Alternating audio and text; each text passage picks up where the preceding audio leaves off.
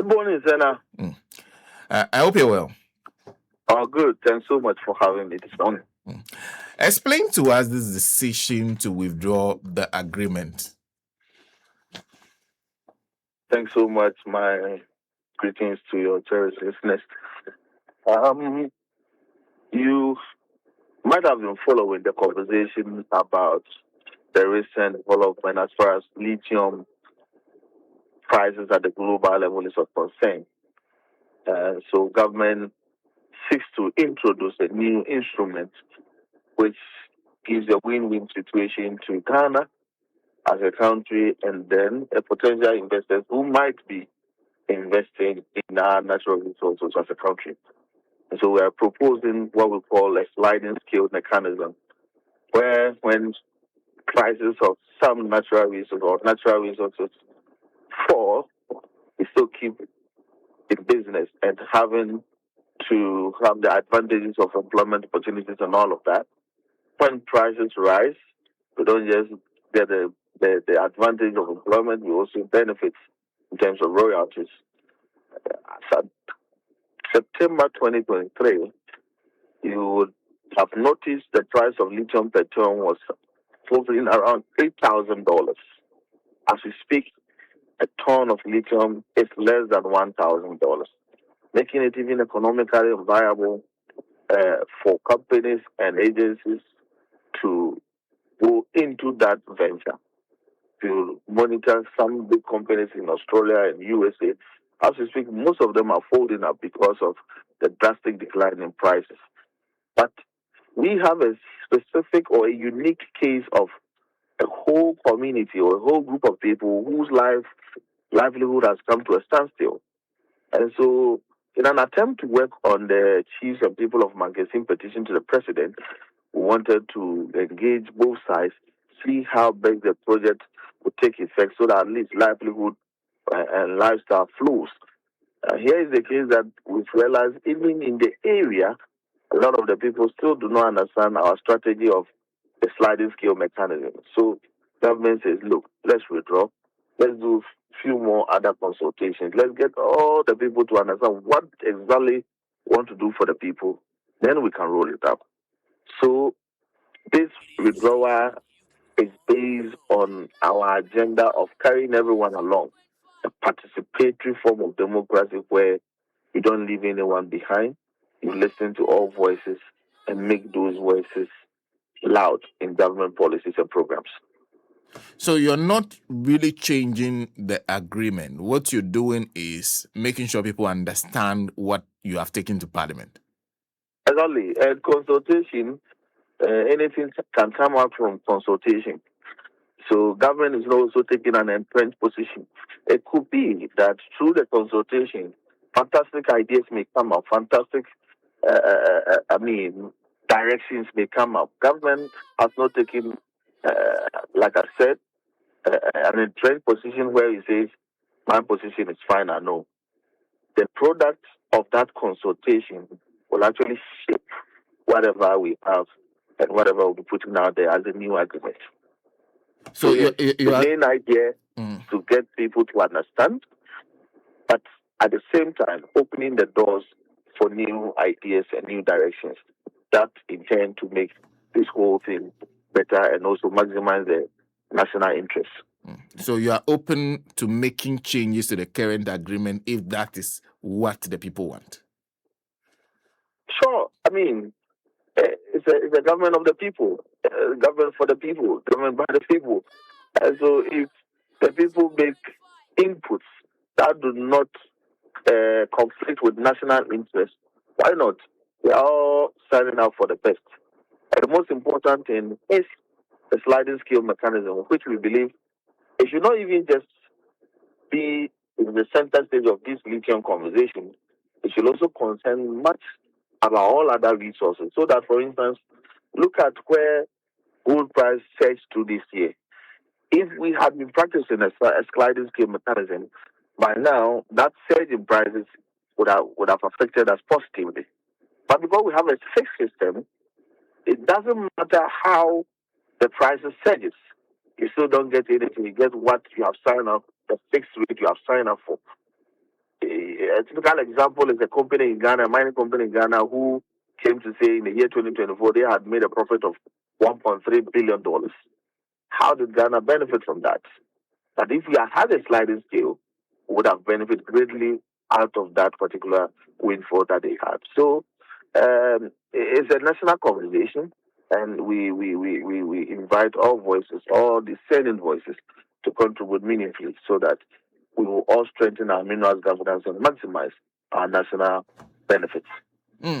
First of all, explain to me this matter of the sliding scale, because the minority seems to insist that this is about you negotiating a lower percentage of royalties than they had, that the NDC opposed, led by, of course, your boss when they were in opposition. How do you respond to them, and how does the sliding scale make things better? I don't think there is any empirical evidence which suggests that the previous NDC members in parliament or caucus in parliament fought the 10% that was proposed by previous administration. It has nothing to do with the lithium deal. At the time, it has everything to do with a misunderstanding in the chamber, where Speaker had to, declare the paper going on recess without further notice. So that has nothing to do with the NDC as a majority, a caucus in parliament. It has everything to do with government and parliament, executive and legislative misunderstandings, which forced the speaker's hands to actually move the house into an indefinite recession. What we can say for a fact is that the prevailing economic conditions, as at the time they were negotiating 10%, is not the same today. And that is a fact, an undisputed fact. And so, if you have negotiated when the price of the commodity was $8,000 per ton, somewhere to September 2023, and today it's less than 1,000%. And even if someone is going for 5%, assuming without admitting, then it means the person negotiating today has even done a good job, because everything shows that if he had gotten it at 8,000 per ton, he would have done more than the 10% you're talking about. Now, the sliding scale mechanism simply is saying, look, we all understand the current trend in terms of the commodity pricing on the global market. So what do we do to get livelihood flow, to get the project running, so that whoever is investing can also do so and can go to bed knowing very well that his investments are intact.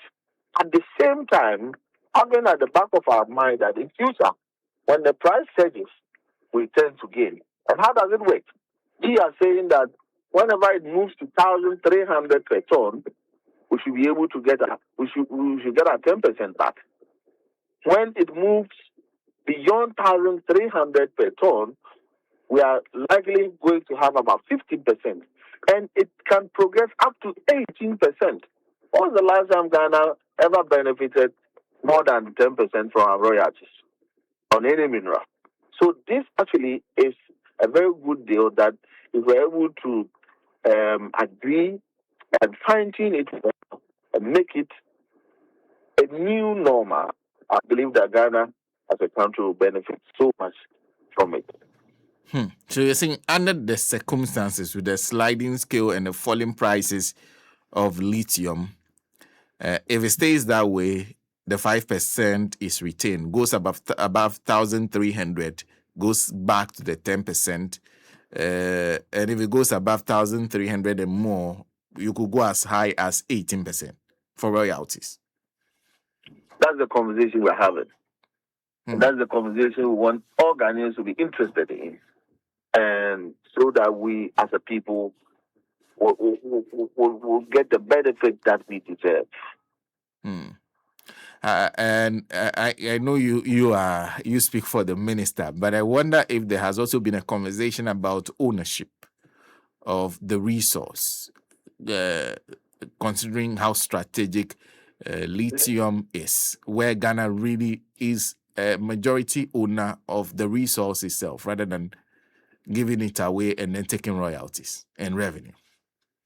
This is a very important topic, but I believe this should be extended. We can discuss it extensively on a different forum, because if you have look at the posture of the minister in recent times, with even some foreign mining companies whose leases has expired and the country have, I mean, signs that we don't want to continue doing any mine and give me some, but we want to take full control. A typical example is the Dama mine, where by March it becomes 100% Ghana, government of Ghana mine.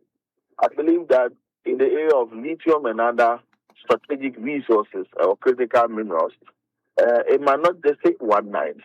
We'll surely get there, where we'll be talking about true ownership, state ownership, or Ghanaian owned.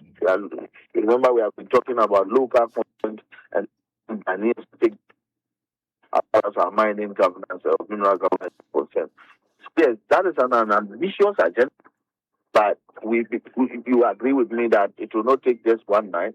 It needs a bit more of time to realize that. I see. Thank you. Thank you very much for speaking to us. Thanks so much, Senna. Thank you. That's Mahmud Kabore, who is spokesperson for the Minister for Lands and Natural Resources, speaking to us. We'll take a quick break. When we come back, we'll conclude today's show.